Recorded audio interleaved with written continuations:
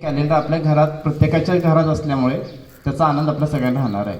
त्यानंतर आजचा जो वितरण सोहळा आहे तो संपन्न होण्यापूर्वी मी विजय सरांना विनंती करतो की त्यांनी पुढची सूत्र हाती घ्यावी. त्या ठिकाणी आशिष सरांनी सांगितल्याप्रमाणे आपल्या शाळेचं सन 2024चं जे स्कूल कॅलेंडर आहे त्याच्या प्रकाशन सोहळ्यासाठी जमलेलो आहोत. आपल्याबरोबर आपल्या शाळेचे मॅनेजर फादर मेलविन या ठिकाणी उपस्थित आहेत. त्यांच्या हस्ते या ठिकाणी या कॅलेंडरचं प्रकाशन होणार आहे. पण त्याचबरोबर मी शाळेच्या सर्व शिक्षकांना विनंती करतो की त्यांनीसुद्धा या ठिकाणी या प्रकाशन सोहळ्यासाठी मंचावर उपस्थित राहावं.